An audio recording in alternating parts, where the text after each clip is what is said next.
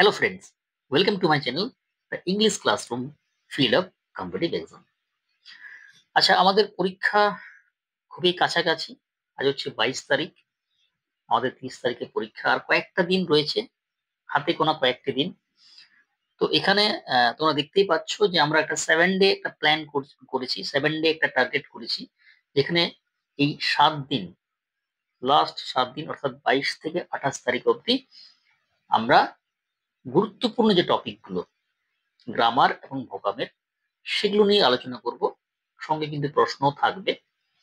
এবং আমার বইটা যারা তোমরা নিয়েছো, আমি সেখান থেকেই পড়াবো, কারণ সেগুলো একদম মানে বাছা রয়েছে।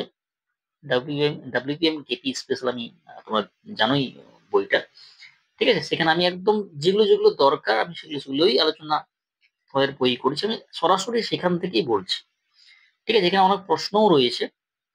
তো যারা দেখতে শুরু করছো প্রত্যেকে লাইক শেয়ার করে দাও এবং অবশ্যই সাবস্ক্রাইব করে দিও, এবং ক্লাসগুলো কিন্তু অবশ্যই দেখো, বারবার দেখো, তাহলে তোমাদের পরীক্ষায় কিন্তু তোমরা খুবই লাভবান হবে। চলো একদম জায়গায় চলে যাই। আচ্ছা, আমাদের টপিক হচ্ছে সাবজেক্ট ভার্ব এগ্রিমেন্ট।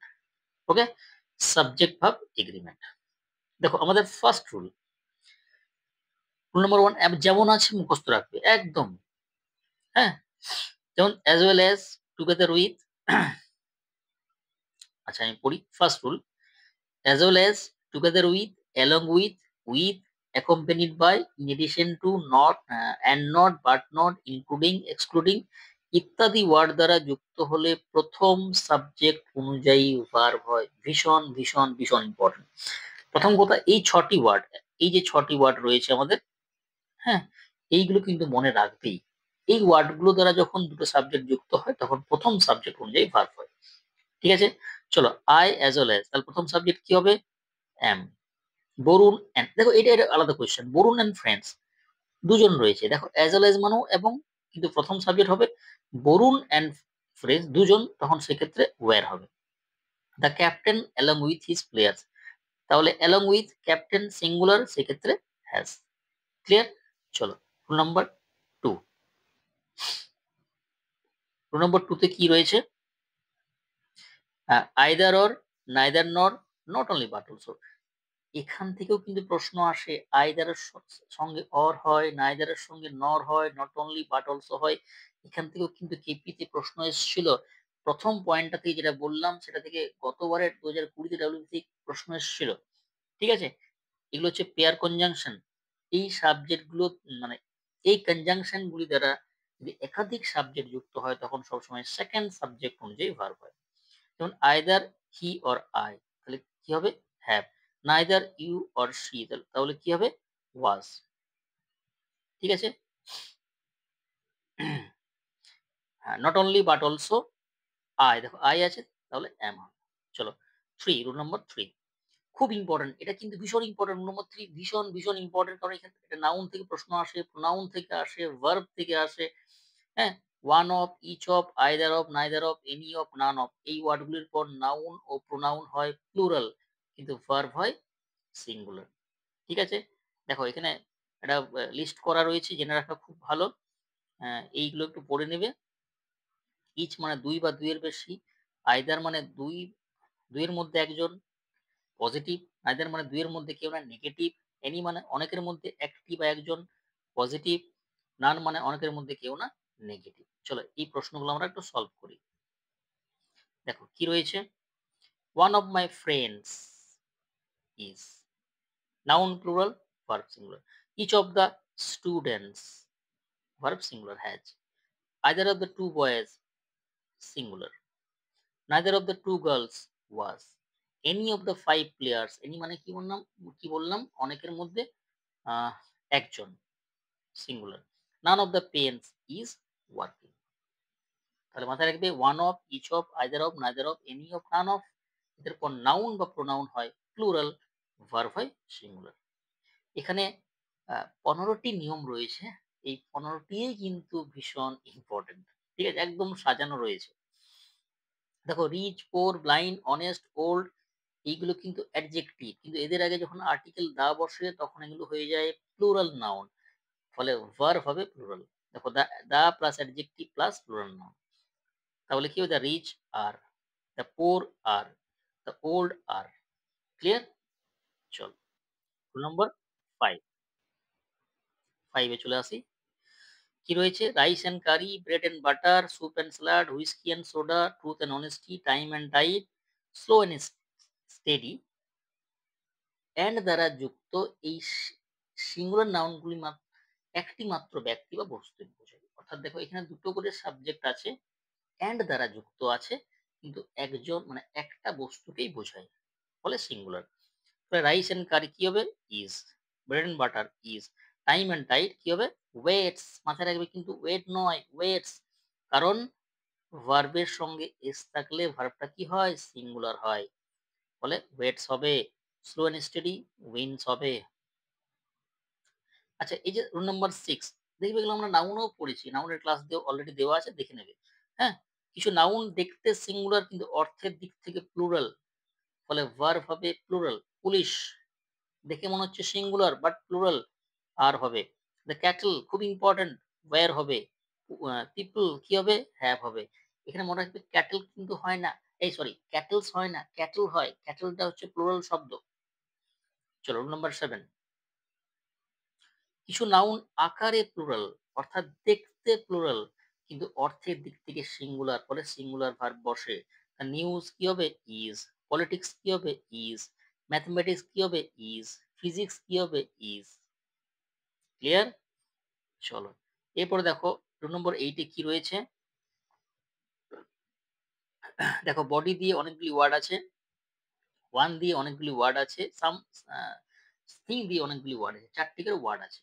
যেমন somebody, anybody, everybody, nobody, someone, anyone, everyone, no one, something, anything, everything, nothing. এই ওয়ার্ডগুলো কিন্তু সিঙ্গুলার, ফলে ভার্ব কিন্তু সিঙ্গুলার হবে। তাহলে somebody has, someone is, something was. Clear? চলো রুল নাম্বার 9, কালেকটিভ নাউনগুলি সমষ্টিগত অর্থে ব্যবহার হলে ভার্ব সিঙ্গুলার হয়, কিন্তু আলাদা হয়ে গেলে ভার্ব প্লুরাল হয়। একটু বুঝিয়ে দিই। কালেকটিভ নাউন কি বলতো? যখন অনেকগুলো মানে অনেকগুলো মিলে একটি হয়, যেমন ধরো টিম, অনেকগুলো প্লেয়ার মিলে একটা টিম হয়। তাহলে কালেকটিভ নাউনটি সাধারণত সিঙ্গুলার হয়, কিন্তু যদি কাজ করে মানে আলাদা হয়ে যায়। দেখো এক্সাম্পল না হলে ঠিক মতন বোঝা যাবে না। এক্সাম্পলে চলে আসি। টিম কি হবে? সাপোর্টস মি, বা team are fighting among themselves.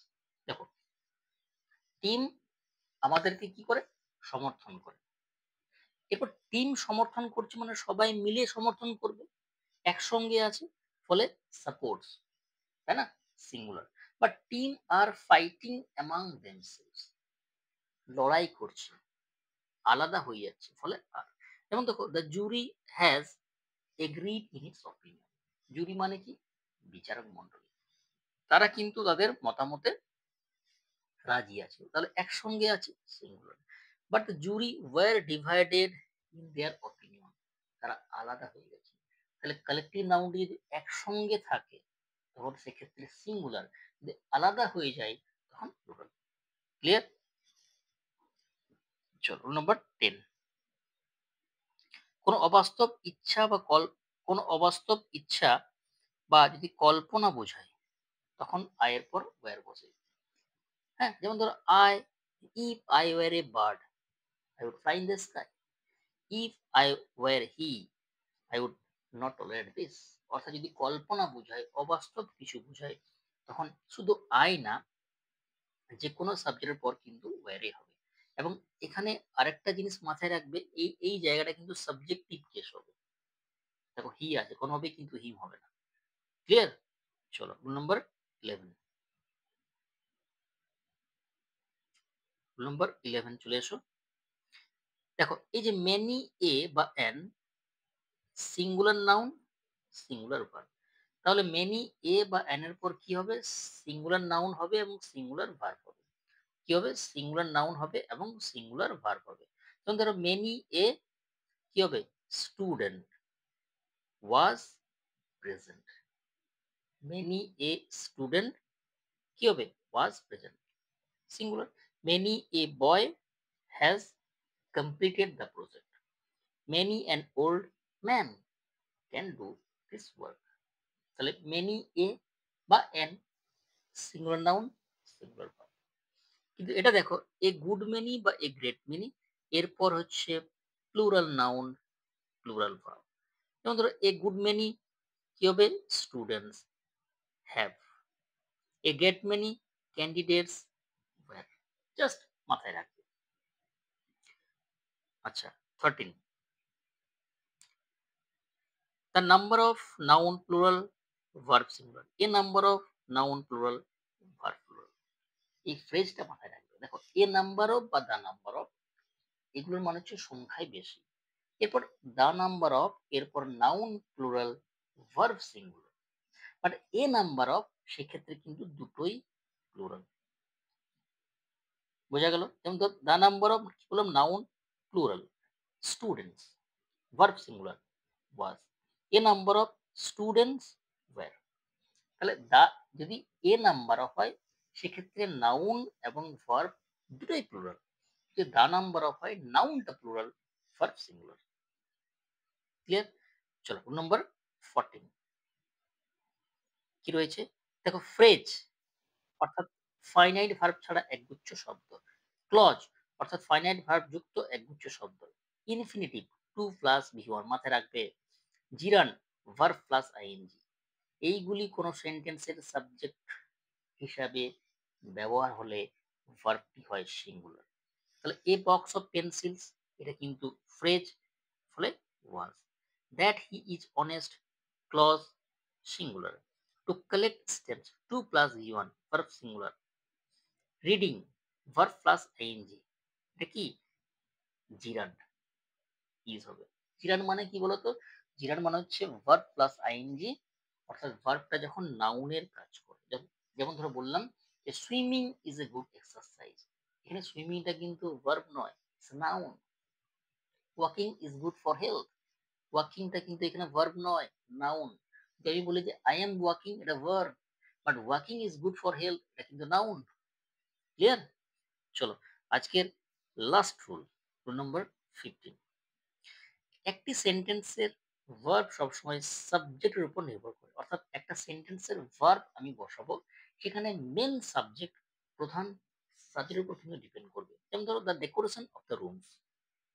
অনেকে ভাবতে পারে যে রুমস আছে তার মানে আর হবে না, এখানে কিন্তু সাবজেক্ট কিন্তু ডেকোরেশন। রুমগুলির সজ্জা সাজ সিঙ্গুলার ইজ হবে। Each of the students. Each মানে কি বলতো? কি বললাম? দুই বা দুইয়ের বেশি, প্রত্যেককে বোঝায় আলাদা করে, এক এক করে। ইচ মানে কি? ইন্ডিভিজুয়ালি বোঝায়, প্রত্যেকে আলাদা আলাদা করে। এটা কিন্তু সিঙ্গুলার সেন্স ক্যারি করে।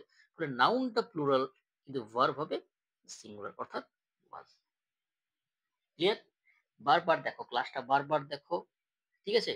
মাথায় একদম সেভ করে নাও যেগুলো বললাম। প্রশ্ন কিন্তু এখান থেকেই আসবে।